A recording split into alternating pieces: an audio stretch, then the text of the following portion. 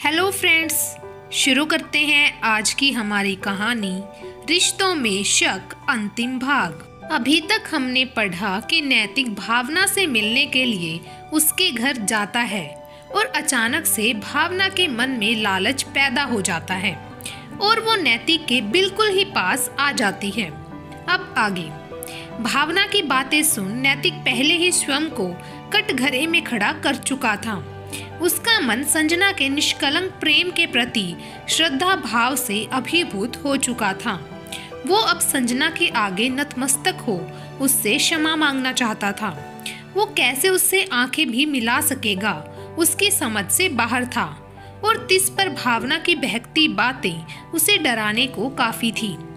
भावना नैतिक के बिल्कुल पास आ चुकी थी, इतनी पास कि उसकी गर्म सांसें नैतिक के होठों से टकराने लगी थी। घड़ी ने तभी रात्रि के 11 बजे के घंटे बजा दिए।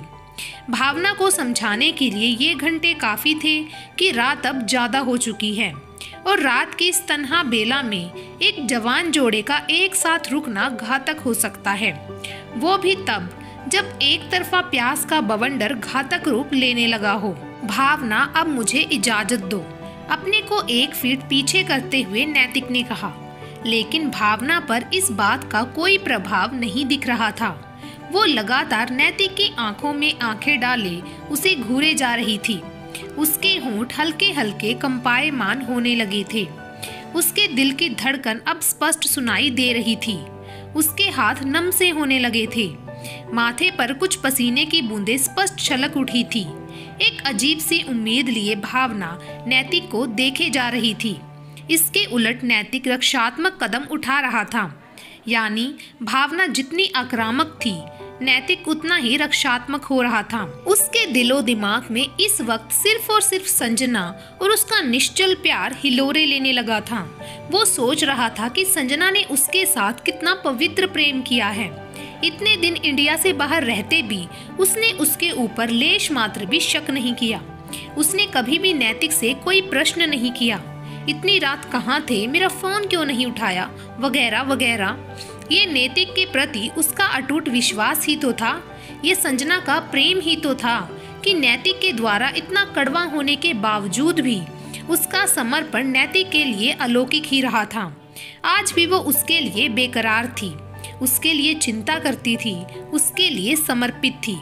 नैतिक ये भी जानता था कि उसके एक बार मना कर देने पर संजना एक पल में ही अपनी शानदार नौकरी को ठोकर तक मार सकती है, और एक वो था जो संजना के सपनों के साथ कभी भी खड़ा नहीं हुआ। सोचकर नैतिक मन ही मन स्वयं से घृणा कर रहा था, लेकिन वो अपने पापों को धो सकता था। अगर आज वो इस उड़ते हुए तूफान की चपेट में नहीं आया तो हमेशा के लिए संजना के विश्वास के लायक बन सकता था, और यदि नहीं तो हमेशा के लिए संजना का गुनहगार भी बन सकता था। नैतिक कई बार गिर चुका था, अब वो उठना चाहता था। संजना की आंखों में आंखें डालकर वो अपने प्रेम के हक को मांगना चाहता था। उसको सीने से लगाकर माफी मांगने का अधिकार चाहता था। इसीलिए उसे इस उठते हुए तूफान से बचना था, हर हाल में उसे पीछे हटना था। वो भावना की आंखों में एकटक देख रहा था, जहां उसे कई साल पहले दस्तावेजों में बनी दुल्हन भावना दिख रही थी, जिसने दुल्हन का चोला जरूर पहना था, लेकिन उसके दुल्हन के ख्वाब आज तक अधूरे ही थे। सुहाग रात की चुवन का उसे एहसास तक नहीं था। हालांकि भावना ऐसी थी नहीं, लेकिन ना जाने क्यों आज उसकी अतृप्त इच्छाओं का जवार क्यों उफान पर था। क्यों वो अपनी बचपन की सहेली के पवित्र रिश्ते को कलंकित करने को उघतती। भावना एक बार फिर से नैतिक के और भी पास आ चुकी थी। नैतिक की समझ में नहीं आ रहा था कि वो करे तो क्या करे।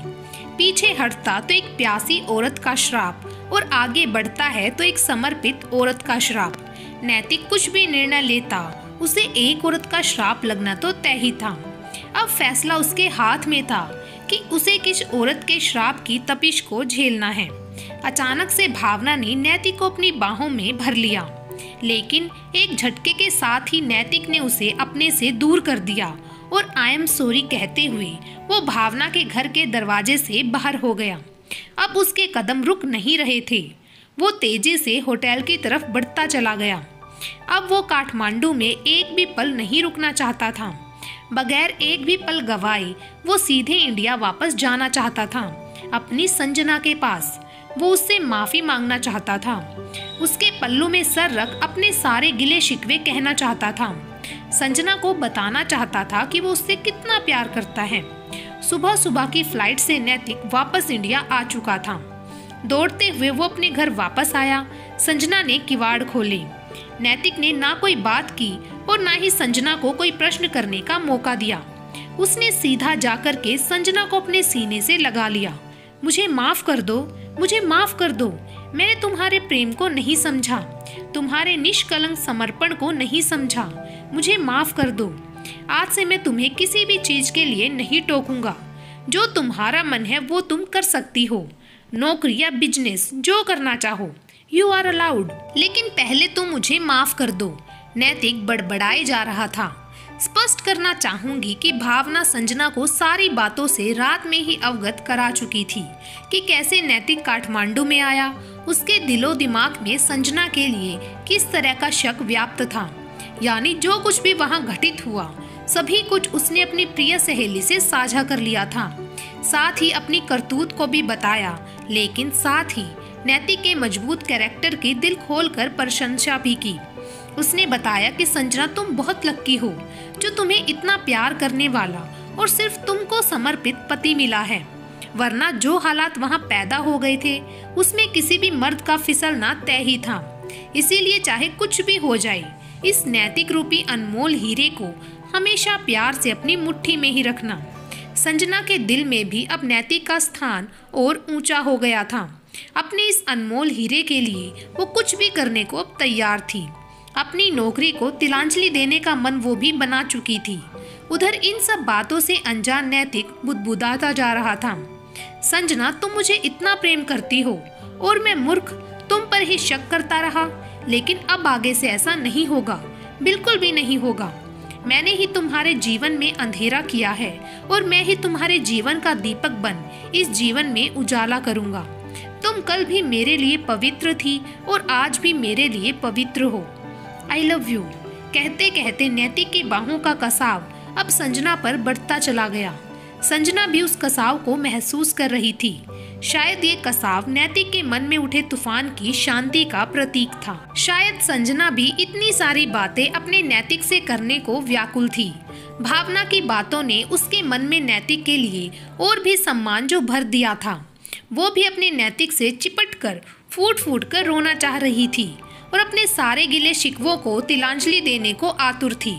सैलाब दोनों तरफ था, तड़प दोनों तरफ थी, अश्रुपात दोनों की ही आंखों में था और आंसुओं का यही सैलाब उस शक के मनहूस कीड़े को अपने साथ बहुत दूर तक बहाकर ले जा चुका था, शायद सदा सदा के लिए। आज की हमारी ये पूरी सीरीज यहीं पर खत्म होती है। पूरी कहानी शुरू से आखिर तक आपको कैसी लगी कमेंट्स करके जरूर बताएं। Thank you.